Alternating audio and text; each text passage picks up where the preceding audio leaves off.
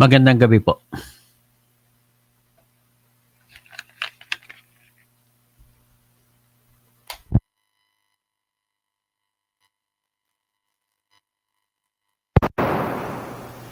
Magandang gabi. Pag-usapan natin po sa ngayon ay ang katotohanan na sa loob ng pamamahala ni Sani Angara bilang DepEd Secretary. Siyempre, kay Bongbong yun na control. Ang classroom na nagawa ay 22 lamang. Kakahiya. Por vida gallones, amigos. Sirvingüenza, sabi ng mga Espanyol. Kay Sara Duterte, noong 2023, bago nang umalis siya, di ba? Umalis siya pagka-secretary.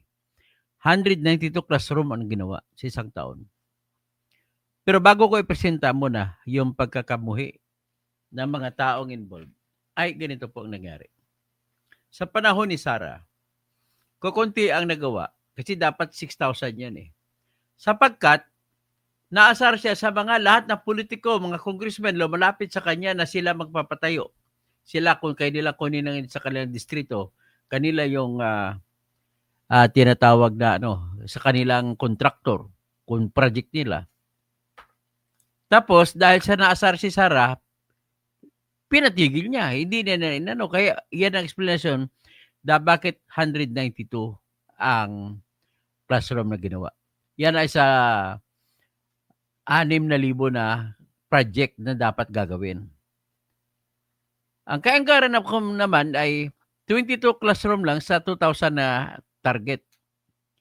So kung i-divide mo sa 6,000 kay Sara, so i-divide 3 mo ang 192, 180, mga 60, tapos may dalawang do, 64 classrooms a year pa si Sara Duterte. Ang kay Sani Angara, 22. Marami pa rin. Ano ba nangyari sa bayan natin, Panginoon ko? At ano ang dahilan kung bakit nagkaganon? Yung mga kasakiman ninyo, yung gusto nyo kumita, kalain mo. Anong ginawa ninyong mga congressman na to? Wala kayong pagbibigay ng pagmamahal sa mga kabataan. Na dapat mabigyan ng kinabukasan na maayos. Masyado po akong na saktan dito. Bakit po? Sapagkat po, ang kabataan, una, ay pag-asa ng ating bayan. Senior citizen na ako. Sino papalit sa atin? Mga kabataan. At tapos hindi makapag-aral ng maayos. Kaya nga bagsak-bagsak tayo sa mga pakontes sa buong mundo. Ang ating mga estudyante mahina sa math. Paano makapagturo ng maayos kung walang classroom?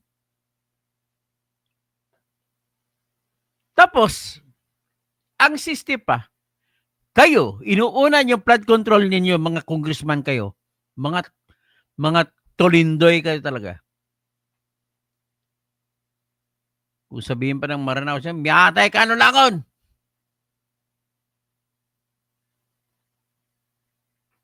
Miyaka lalaman mo sa mga pirak kano dyan sa bulsa ninyo. Ayun, tingnan natin si Al Arencilla Cona. Ubod ng kasinungan, kalbo. Ubod ka ng kasinungalingan. Hindi ba nabasa hindi ba napanood? Mamaya, panoorin mo ang galit ng mga senador. Bakit inutuin dito? Mas ugok ka. Kaawa ka naman, Aronsten Lacona. Ikaw ay kampo ni Trililing. Mga puro kasinungalingan talaga ginagawa ninyo. Ito. Ano ito? Bongbong Marcos. Binuhos ninyo ang pera sa flood control. Kaya hindi magawa-gawa. May patupad ang mga classroom. Inuna ng DPWH ang mga flood control. Kasi ang classroom Ang school buildings po, ang pagpatayo niyan ay DPWH ang nagpapatayo, hindi DepEd. Kaya sa panahon ni Sara, si Sara din sisisi nila na DPWH naman ang ano yan, ang DPWH ang papatayo. Kita mo na. Inuna, Al Orenstein ng iyong amo, ng iyong idolo. Inuna, flood control. Kaya yan, 22 lang nagawa. Nung klase kayo. Ang nakakasuka dito ganito. Ang nakakasuka rito, yung mga kontraktor na kurakot na yon, wala silang pakialam sa mga public schools, sa mga elementary at high school. Bakit? Kasi mga anak nila nag-aaral sa private schools. Ang naiwan lang dyan, mga anak na mahirap, mga yagit, mga dugyot. Hindi kagaya ng mga walang utak kagaya ni Al Orenstein Lacuna. Nakakampi ni kakampi ng kulto ni Trillanes na mga sinungaling. Putang ina kayo. Kung makita ko kayo, gusto ko pang suntukin, pang papatayin kayo lahat eh.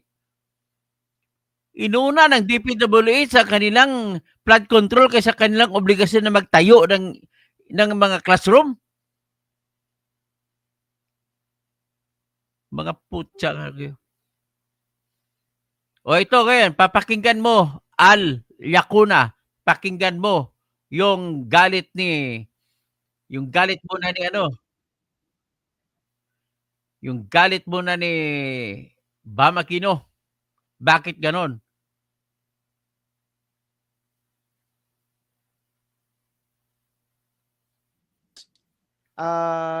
Ilan na po ang nagawang class? Let me Ayan. go to classrooms. Ilan na po ang nagawang classroom ng DPWH? Ito po, Let me go to classroom. ang ini-interview ni Bam Aquino sa Senate hearing ay yung si bagong DPWH secretary, si Vince Son. Tinanong siya kung ilan ang classroom na nagawa na para gagawin nila. O ito ang sagot ni Vince Son. Kasi napunta na lang sa flood control ang kanang oras at saka budget. Inuna nilang pera doon na pangpatayo ng mga flood control. O, pakinggan nyo. Let me go to classrooms. Ilan na po ang nagawang classroom ng DPWH for 2025? At ilan po yung projected na magagawa po ninyo for 2025? O, tingnan nyo ha. Tingnan nyo yung sagot ni Vince Dizon. Nagulat siya. Totoo ba ito? Tatanong siya na tinignan niya yung datos niya. Totoo ba ito? O, tingnan nyo. Mr. Chairman, let me just get the information. For 2025 po, ang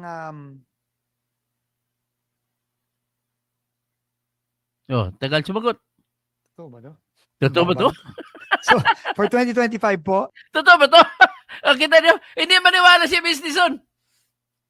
Sabi ni Mary Jane Andrade, baka walang kabusugan mga PI kayo. Ano na ito? Hindi balik kayo na mga nangungurakot kasi ang mga anak niyo nag-aaral sa mga IS. Matindi kayo.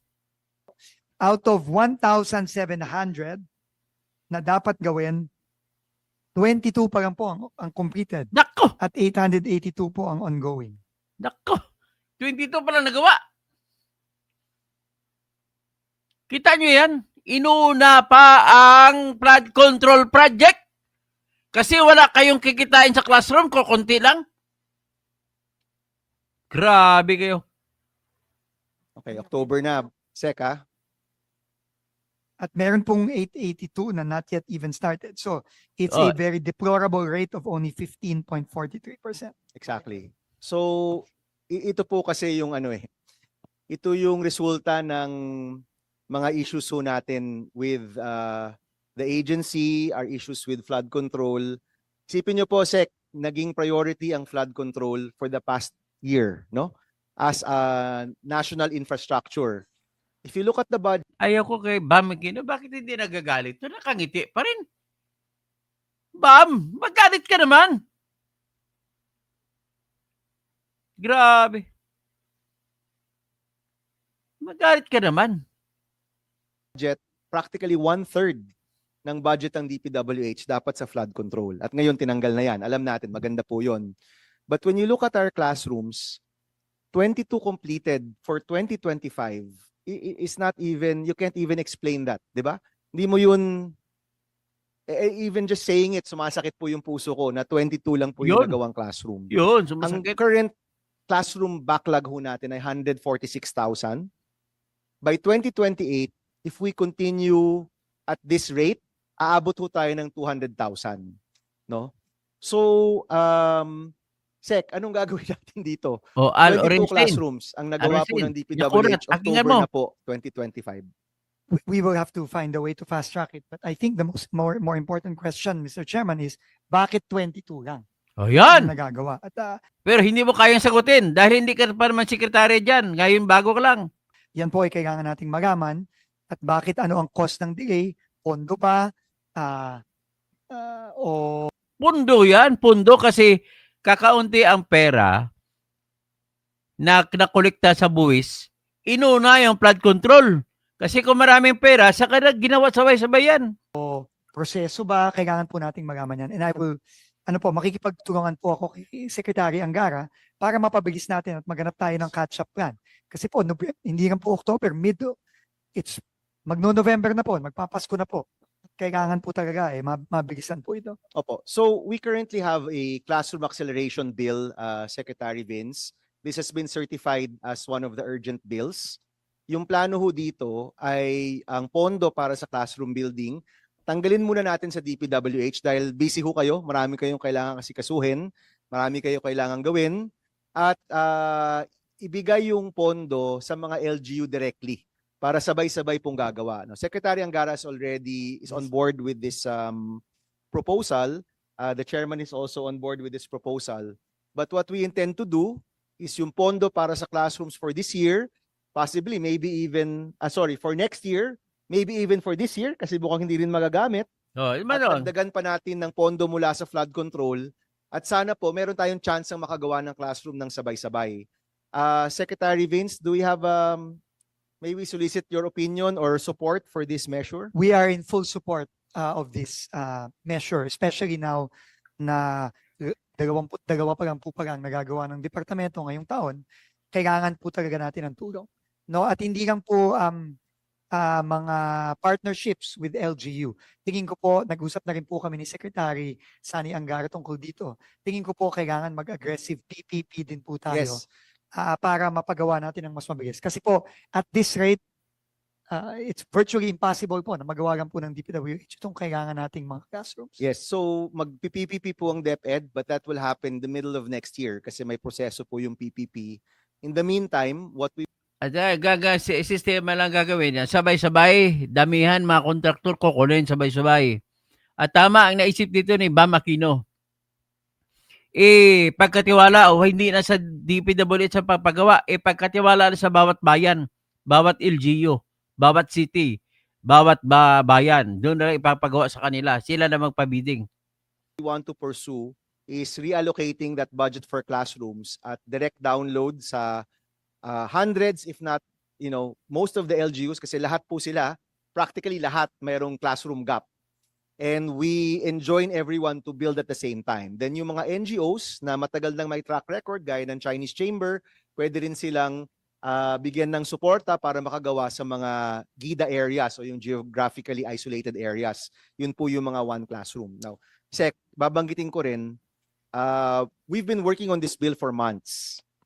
Ang presyo sa DPWH is roughly at about 3 million and above. Nasa 3.5 million per classroom. Panahon pa po ni Secretary Bonoan, binabanggit ko na po ito. No? The NGOs can build classrooms at less than 1.5 million pesos. Of course, iniintindi namin yung Kung ako, differences. Meron engineer namang gagawa differences in dyan. fairness.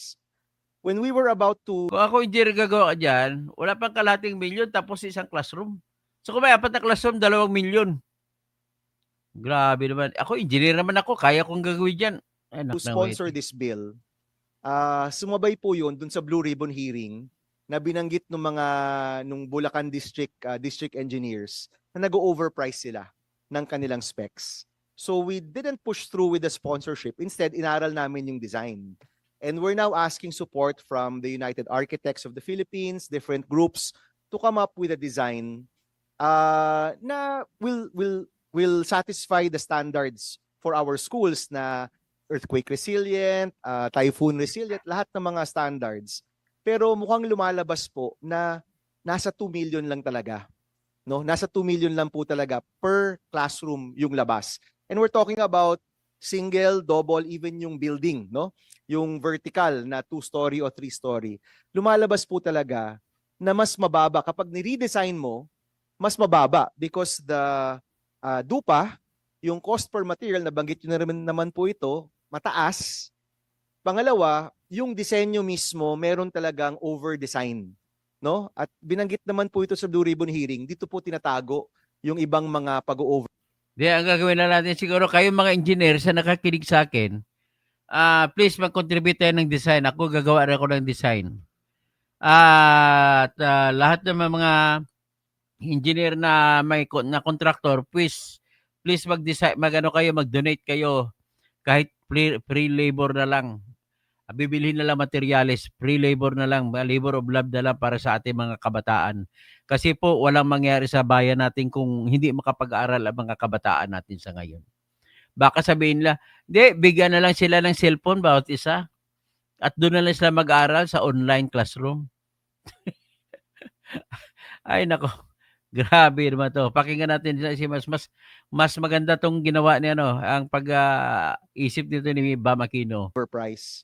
So kung classroom pa lang, kailangan na ng pag-redesign or paghalungkat ulit ng pagdisenyo plus yung presyo per material, isipin nyo po yung trabaho po ninyo, parang napakalaki talaga, napakalaki ng kailangan yung gawin if you will try to look at all of the designs again and all of the prices again, Secretary. You're absolutely right. And Mr. Chairman, if I may be frank, ang inutos po ng Pangulo sa akin, hindi depensahan ang DPWH. Huwag ka nga magsinungaling, Vince.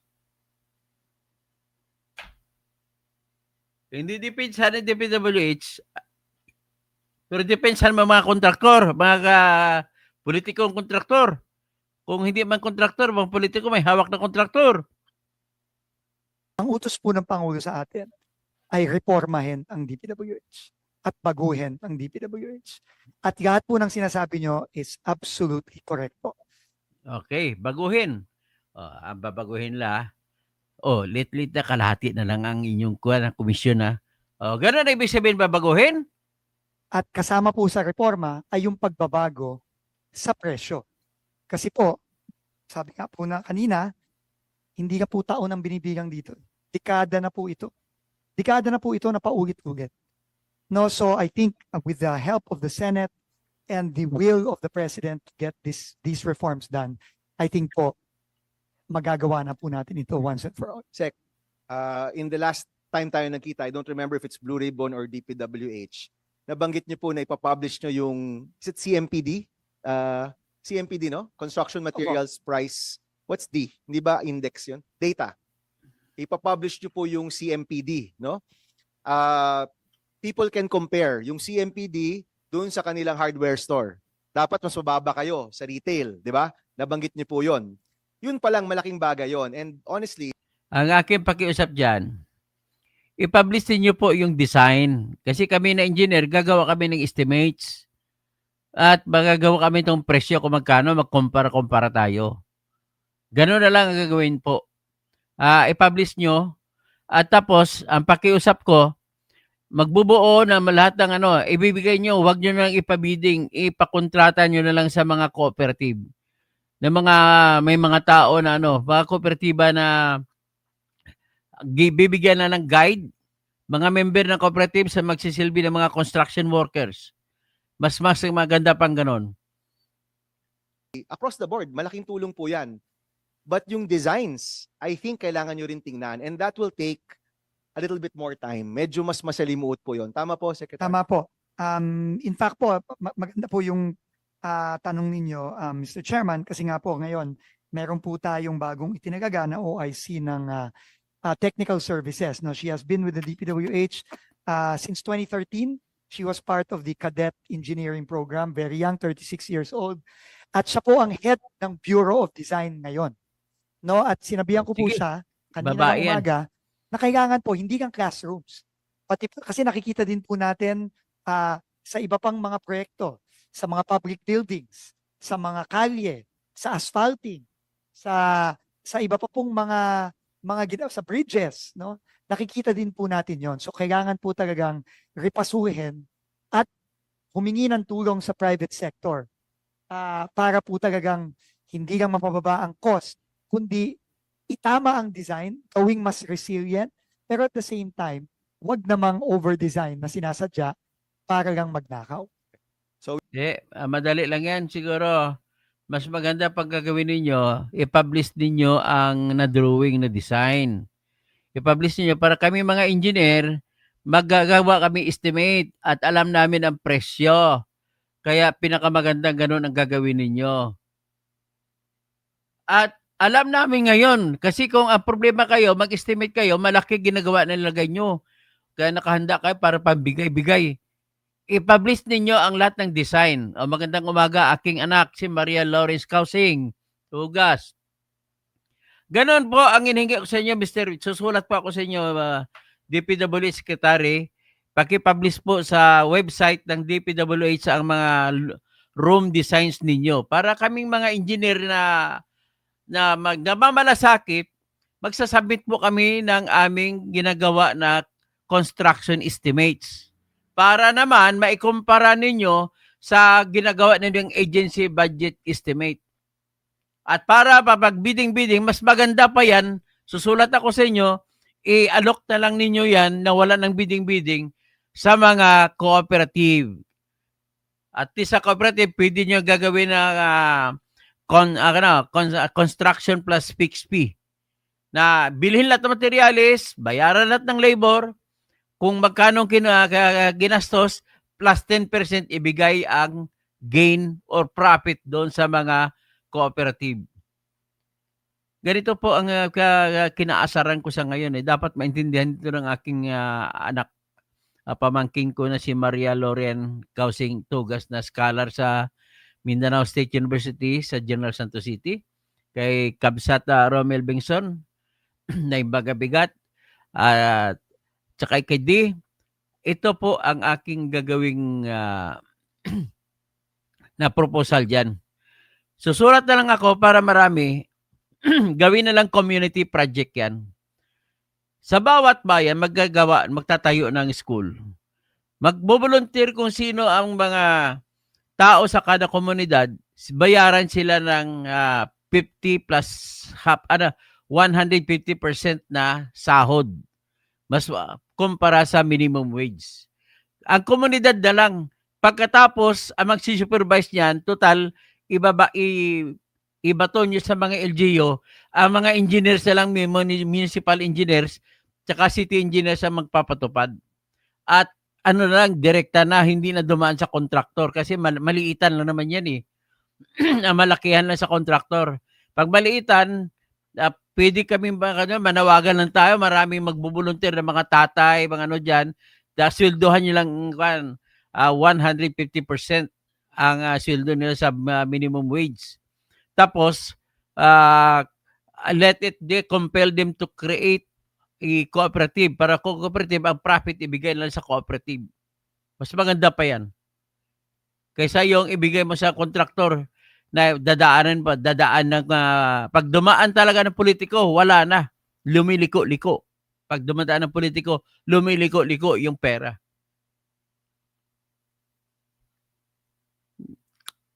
Tapos ang mga magsasaka naman na walang pagtapos ng tanim, kasi ang buhay ng magsasaka, pag naka-araro ka na, nakapatubig ka na, nakalagay ka na ng abono, o nakapaglagay ka na ng seedbed mo, at nakapag-transplant na kayo, wala nang gagawin ang mga magsasaka.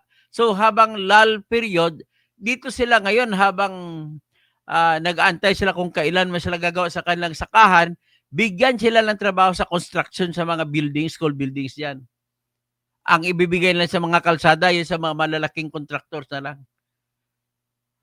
At least, nakakatulong pa kayo. Sana ganun ang ganun. Susulat nga ako ng ganung proposal. Ang dami naman. Tapos ang cooperative i-activate. Mag-invite ng marami pang tao na magporma ng cooperative. Total, 20 katao lang naman ang kailangan para magiging isang kooperatiba. Mag-kooperatiba, tapos service cooperatives, tapos kayo babayaran direkta sa inyo ang labor. Babayaran kayo ng munisipyo. Tapos, pag matapos, kwentahin kung magkano na gastos sa labor, sa materyales. Kukunin mo ang 10%, ibigay ang 10% na pera dun sa cooperative. Yan ang contractor's profit. Grabe. Dapat bibitayin kayo lahat. Ang problema kasi sa kanilo dahil kayo ang nagnanakaw ng pera, wala kayong pakialam na yung mga anak ng mga mahihirap na nag-aaral sa mga public schools ay hindi makapag-aral dahil walang classroom. Kung mayroon mang classroom, naalala ko niyan, nung ako'y bagong inhinyero, nag-volunteer ako, nagpatayo ako ng naging inhinyero, ako bilang mag-foreman, ako na rin ang papatayo doon sa bayan ng Ahoy, Iloilo. Kasi nakita ko, naawa ko sa mga estudyante, 2 ang classroom. Sa 2 classroom, hanggang grade 4 ang tinuturuan.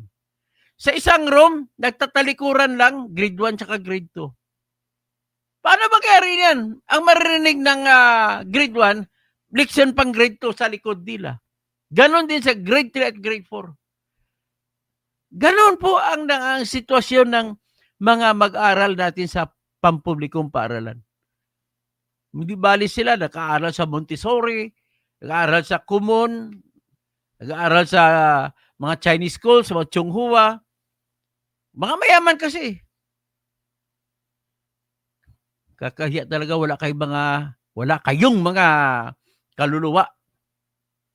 Binulsa ninyo ang pera na para sana sa mga eskwelahan. Anong klaseng prioridad ang ginagawa ninyo? Saldi ko? Ha? Romualdez? Sasabihin ng mga maranaw sa inyo, miyatay kanulangon. Allahu Akbar! Ikaw, Congressman Sia Alonto Adjong, anong ginawa mo? Yung classroom dyan sa Lanao del Sur. Tama ba? Yung mga teachers dyan sa Lanao del Sur. Naalalayan nyo ba? Matanaki. Kanto na so galubakan ka san. Anong ginagawa mo dyan? Payang-gans ka pa ha. Tapos, halata na, sinasabi na ni Toby Tiangco, yung inyong flood control projects, nagpa-flood control kayo para kayo kumuha ng pondo at para magiging ginawang puhunan para ma-impeach si Sara Duterte. Therefore, kayo mga bata, mga grade 1, grade 2, grade 3, grade 4, grade 5, hanggang senior high school, magagalit na kayo dapat sa inyong congressman. At kinunan kayo ng paaralan. Hindi kayo pinagawan ng mga gusali na pampaaralan sapagkat inuna nila ang flood control para i-impeach si Sara Duterte.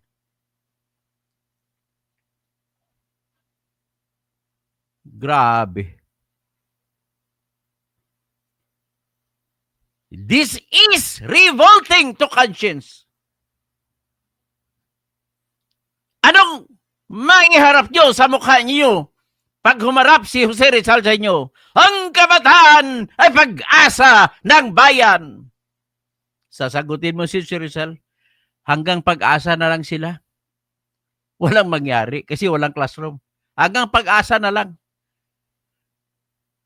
Anyway, in the philosophical thought, if we talk about hope, hope springs eternal. It is the only thing that is unlimited on this earth. Hope. Hope! Ang hope po hindi matatapos hanggat hindi na kukuha ang pangarap sa hope. Ang hope ay hindi nawawala hanggat hindi mo nakukuha ang gusto mo. Hindi po 2 million makapag-design ako niyan. Na-estimate ko na yan. Imagine natin ito mag-actual tayo. Nang imagine ko ang classroom na 10 meters long, 6 meters wide. So 10 by 6, 60 square meters. Sa isang class na of 30 pupils. So 6 times 10, 60 square meters. Sa tingin ko, hindi ka na uubos sa 10,000 kada square meter. So 10,000 times 600,000 pesos lang. Tapos na. Simpleng pintura, simpleng palitada, simpleng bubong na gauge 26, de hierro.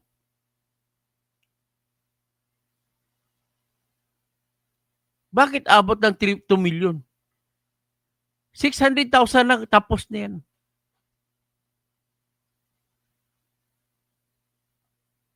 Paano ba itong gagawin natin? Magdasal na lang tayo. Kaya parang poetic line yung sinasabi ni Rizal eh. Sabi niya, ang kabataan ay pag-asa ng bayan. Tama, mali. Tama. Bakit? Hanggang pag-asa na lang. Hindi na matutupad.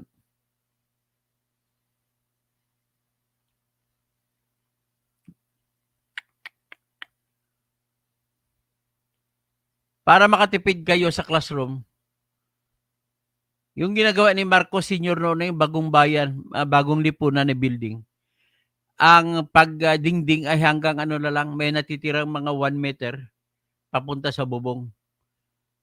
Tapos ang ginagawa na prefab yung yung mga aluminum, mga white flans na maliliit. Diretsahan na yun, patong-patong na.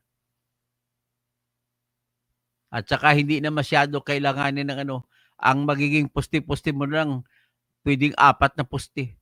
Tapos steel truss. Pag steel truss, wala ka ng poste kailangan kasi kaya na bitbitin ng steel truss ang bubong.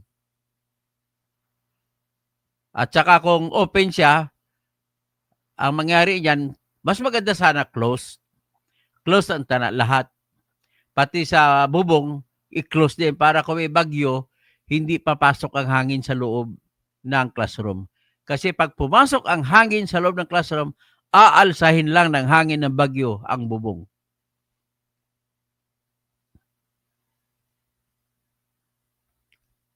Hindi yan, engineer po ako, Ben Reclamador. Tama po yan, 10,000 kasya na yan. Kapag mamahalan mo pa dyan, yan ang sinasabi ko kung kapag ang mga tao sa komunidad mismo magtatrabaho niyan. Kahit sweldohan mo pa yan ng 1.5, ang dami ang sweldo sa minimum wage. Halimbawa, minimum wage sa Metro Manila 700. I-times 2 mo sweldo. I-times 1.5. So 350 plus 1,050. Sabihin mo 1,000 na din na lang. Yung isang classroom na gano'n, natansya ko, matapos ko yan. 20 days, tapos yung isa. Kailanganin ko na sa 20 days. Estimate ko lang. Kahit mga 10 trabahador, mayroong kasama ng welder para sa trusses. So sa 10, 1,000, 10,000 a day. Times 20 days. So 10 times 2, 20, 200,000 sweldo.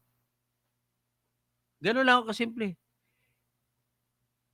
Ngayon, kung mo hollow block na naman yan, na 4 by 8 o 4 by 12, 4 by 8 by 12, hindi ka siya masyado magastos. Mabilis ang gawaan niya. Basta ang gagawin lang yan, idaan na lang sa brigada eskwela. Yung pag-opening. Naglilinis ang ibang mga tatay, nanay, naglilinis ng tapos yung ibang mga tatay tutulong sa pagpatayo ng building. At pag may tayo dyan, in-estimate ko, mahaba na yung 20 days. Pag 20 days, may curing ng semento, 1 week. 30 days, pwede na magamit ang kwarto. Ang kwarto na gagawin. Nako talaga to. Hindi natin kailangan maging aircon yan. Total sa probinsya ay hindi naman masyadong mahangin naman doon. O ito, pakinggan pa natin ulit yung balita sa na 22 classrooms lang. Kakahiya kayo. Kakahiya! Inubos yun sa flood control ang pera na ipapatayo sana ng classroom. Pa sa 200,000 ang classroom backlog sa bansa pagsapit ng 2028. Sa libo-libong target kasi ng DPWH ngayong taon, 22 lang daw ang natapos. Narito ang agenda report ni Ivy Reyes. Tila natabunan na raw ng flood control scandal ang kakulangan sa classrooms ng Department of Education. Ito ang sentimiento ni Education Secretary Sonny Angara nang matanong tungkol sa 20 classroom na natapos ngayong taon. Mukhang nawili sila dun sa flood control, sa totoo lang eh. Matamaan ako sino matamaan, pero parang hindi na naging priority yung pagtayo ng classrooms. Yan. Si Sonny Angara sa salita. Ang pera kasi inubos doon sa flood control. Kaya wala magagamit sa classroom. Kinumpirma ni Angara na bukod sa 22 classrooms lang ang natapos ng Department of Public Works and Highways, malayo sa numerong 150,000 ng mga classroom na kailangan daw ng ahensya, may 900 pang pending ang completion sa ngayon.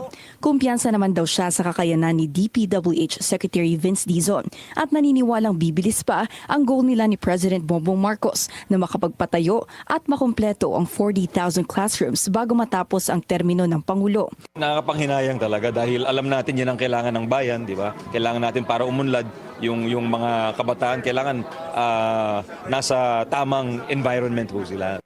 Sa Senate Finance Committee hearing ng DPWH nitong linggo, nasa 15% pa lang ang completion rate ng mga 1,700 classrooms na dapat sana ay kumpleto na sa pagtatapos ng 2025. Pabor naman pareho sina Dizon at Angara na alisin na sa DPWH ang pondo at kapangyarihan na makapagpatayo ng mga classroom, maging ang mag-invest sa public-private. Tama, tanggalin sa DPWH, ibigay lang sa kada LGU. Kada bayan, sila magpapatayo para mabilis, sabay-sabay pagpatayo. Partnerships para mapabilis ang trabaho. For fiscal year 2026, nasa 625 billion pesos ang pondo ng DPWH.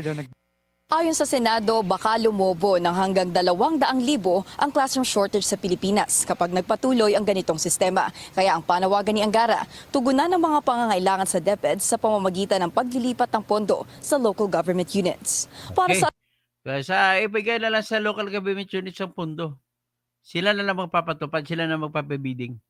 Mas maganda pa yan. Mabilis pa. Kakahiya kayo talaga. Hay! Buti kayo ng mga nagnanakaw, ang anak nyo nag-aaral sa mga Ivy League schools. Nag-aaral sa mga IS.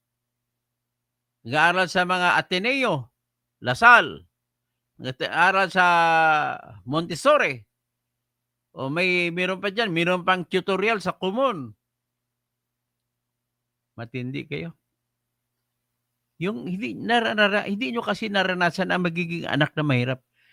Ikwento ko yung naranasan ko noon nung ako po ay nag-aaral.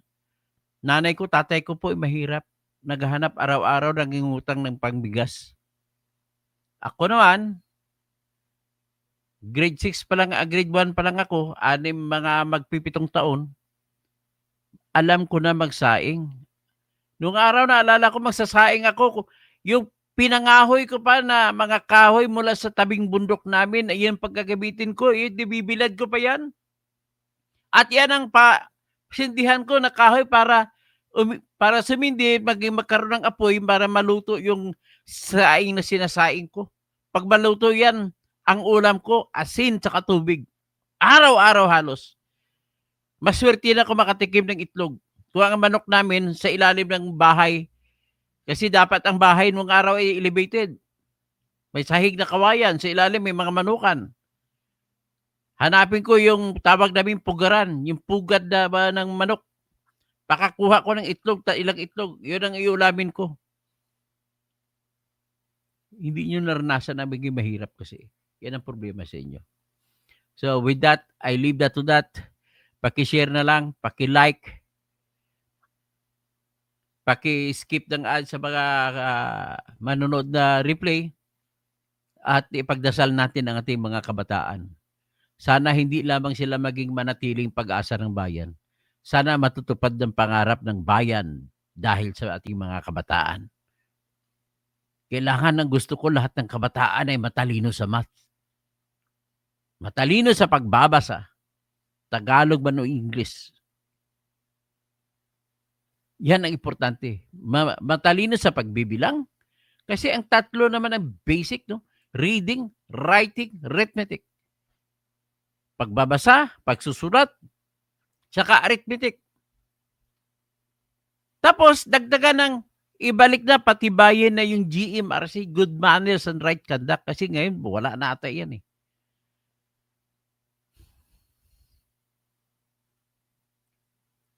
Ang problema, imbis na ikwarto, imbis na ipatayo ng mga kwarto, ginamit ninyo pambayad sa impeachment kay Sara.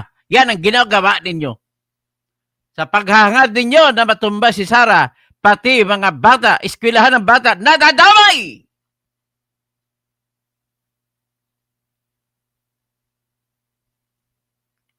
Grabe ka, Saldico. Grabe ka, Romualdez. What have you done can hardly be forgotten, can hardly be forgiven. And in that sense, kung legal lang gigilitan kayo ng liig, pwede pa lang. Grabe kayo. Hanggang dyan lang, pakishare-share pa, basahin ko na lang nakakalunos, okay. O, Al Orenstein, nakuna, anong ginawa ng Trillanes mo? Yan, kinakampihan pa yung mga magnanakaw. Di nakakasuka lang admin na ito.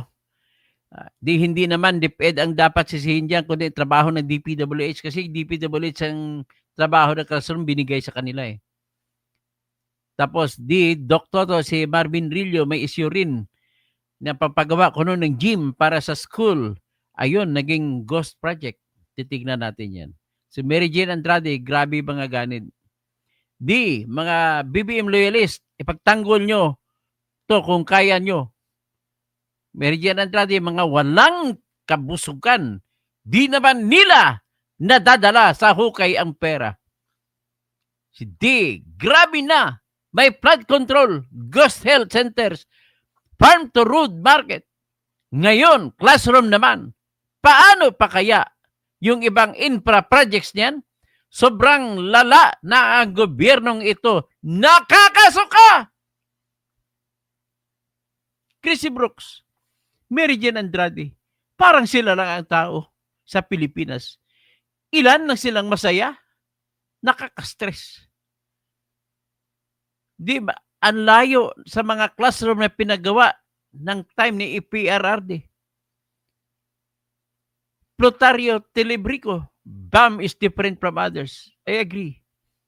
Andrea Guico, watching from Singapore. Mary Rose, ang mga buhaya, ayaw abulis ang unprogrammed pass. Unprogrammed dyan. Ginagamit yung panghirap sa pagkakuha ng pundo para lumaki ang inyong komisyon sa mga bawat project na may patupad sa pamamagitan ng pagpundo sa unprogrammed fund. At kung magkaroon ng pundo, pipili si BBM ngayon kung ano yung paborito ng program fund. Mali. Nagiging pork barrel na.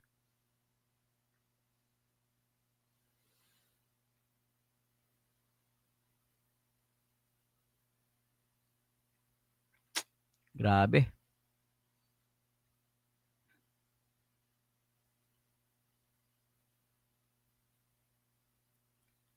Okay, Southern Cross, hindi pwede na mangyari lahat yan na hindi alam ni BBM. Tama po kayo. Di, naalala ko yung pangako ni Tambi nung kasama niya si Luistro. Di ba? Sabi niya, magpapagawa siya ng 2 building sa school sa Manalo lang si Luistro. Di ko alam kung nagawa na. Di, 2 milyon daw ang presyo kada classroom. Eh di, nasa 75 classroom na sana yan kung ginamit yung 150M na tama ka. William Manansala, dapat matuto na tayo mga botante kung sino ang iboboto. Siguro naman alam na kung sino ang kawatan na politiko. Siyempre, alam niyo yan sa inyong bayan. Alam niyo kung sino nagnanakaw. Pag marami na siyang pera, magnanakaw yan. Simple lang po. Katupa Vlog, kapababayaan niya ng BBM, ang sa administrasyon niya, talang presidente, hindi kaya ni Digong. Hindi gaya ni Digong, mabuti pa si Digong, partida pa, 3 taon ng pandemic, walang trabaho, pero marami siyang nagawa.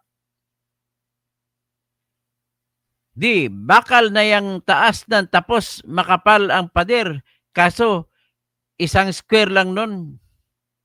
Si Ben Reclamador, substandard yung classroom mo, hindi po standard yan, tama po yan. Tatayo po yun sa Bagyo. Di, baka kasi kasama sa 2 million yung mga upuan. Romel Bengson, there's no hope in crooks. Di, mabilis lang ang classroom kasi square lang yan eh. Tama po ka, mabilis lang yan. Pero lang mga ups and downs. Katupa Vlog, mahina talaga ang Pangulo natin kung natin utang ng utang, pinsan niya ang taga-nakaw, taga-Waldas, pinagnanakaw ng tirahan ng tauhan niya. Ito naman si Angara, for sure alam niyan. Di pa rin si BP Sara, alam niya din yan, kaya nag-resign. Si Paulo Vicente Villegas, Secretary Angara, pagkakaalam ko, DepEdsec ka. Bakit hindi mo pinaglalaban? Alam ba ni BBM ito? Di, Paulo Vicente Villegas, actually, nagreklamo si Angara. Bakit binawasan ang budget sa education? Alam niya yan, ayaw niyang sabihin. So, Mr. Romualdez Tambi, matibay talaga ang mukha. Southern Cross, baka naman mayroon din mga ghost classrooms at ghost students. Ito naman ang problema. Hindi kataka-taka. Anything is possible under BBM administration. Tagan, baka may ghost classrooms din. Binana, tama yan, Vlog mo attorney, na ginamit ang pera sa pagpa-impeach kay BP Sara. Bawat pirma ng congressman, 150 million po ang kapalit. Mr. Romualdez Tambi, sorry na. Mary Rose, paano tatalino? Hindi nga priority ni Bangag ang free education. Ninakawan pa nga ang budget ng DepEd. Mr. Romualdez Tambi, wala pang irrigation at gamot. Iba pa yung usapin yun. Southern Cross, hindi pwede na ang ginagawa ni Martin Luther, L-O-O-T-R, T-E-R. Martin Luther, Romualdez at Saldico ay hindi alam ni BBM. May basbas yan galing kay BBM. Di, nasaan na tayong mga BBM defender? Sama na kayong BBM defender? Depensan nyo na ito. Mr. Romualdez Tambi, di, mamaya na daw. Romel Benson, perwisyo pa sa mga magsasaka. Kilo ng palay. Naku, 8 Gs. Naku po, na. Ito ang nagpapatay. Bakit naging 8 Gs? Kasi pinadamihan yung import ng import. Walang habas na pag-import ng pag-import. Kaya nagmumura yung mga sinasadya nyo yan eh. Para mapilitan na ay nako. Para maibenta ng 20 pesos. Mr. Romualdez Tambi, kasalanan mo ito, Tambi. Mr. Tambi, sabi, pasensya na. Witness na ko. Pag-witness na si Tambi sabi ni D, Dok Toto, wala kang troll ngayon Siguro natakot na hiya yung mga troll. Abdurrahman, Radlag Gading, Bakaramandos, fake daw diploma sa Harvard. Adik pa, bubo na, sira pang utak. Miyatay sa kanyan.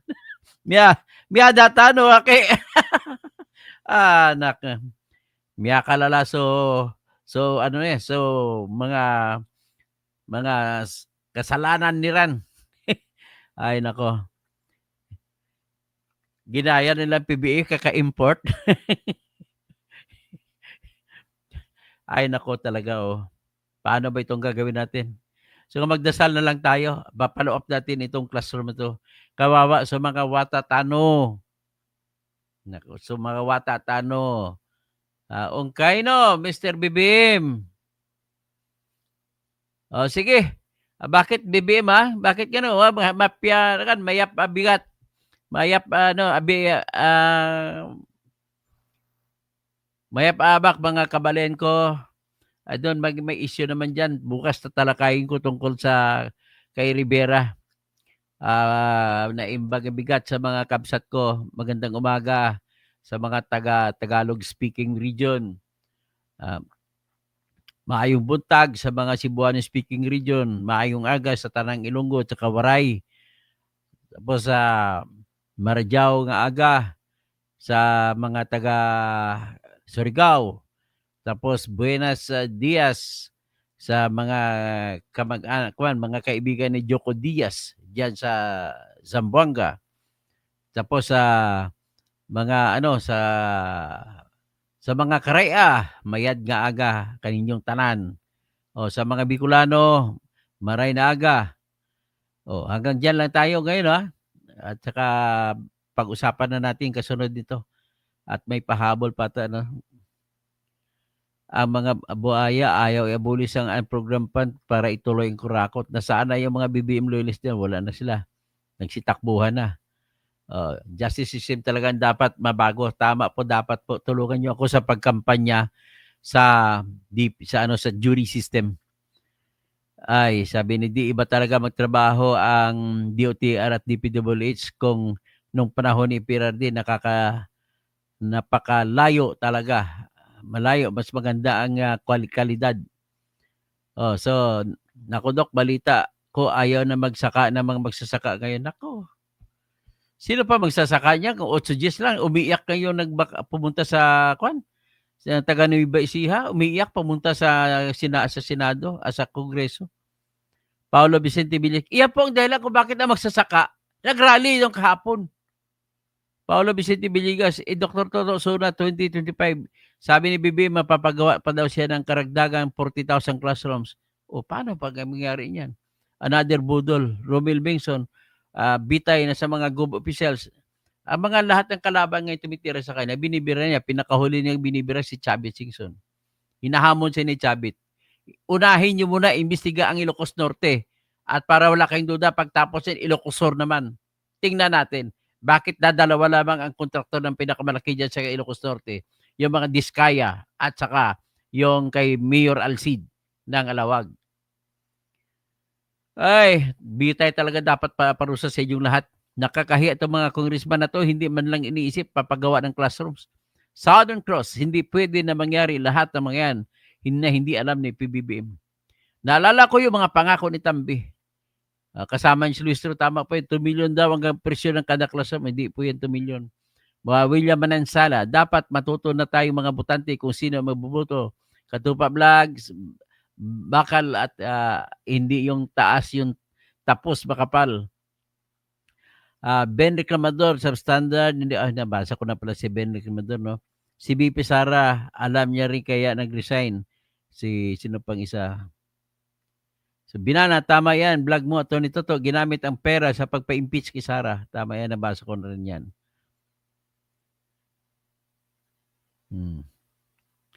Nakakatawa pa. Nakikiusap pa ang admin na ito sa mga Chinese na bumisita sa Pinas kasi bagsak ang turismo natin. Yan ang problema. Tapos awayin nyo China. Ay, nako.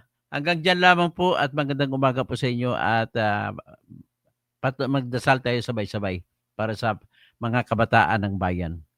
At kailangan lang talagang tulungan nyo po ako na dumami yung subscribers ko maging 10 million at kung mag 10 million tatakbo po akong presidente at papalitan ko sistema ng katarungan sa Pilipinas kung saan ang maghatol sa bawat pagdilitis sa lahat ng korte sa Pilipinas ay mga tao na maghatol. Yan ang gagawin ko. Jury system is the key. That's the best and that's the only way. There's no other way. Salamat po. At paki-like, paki-subscribe at paki-share.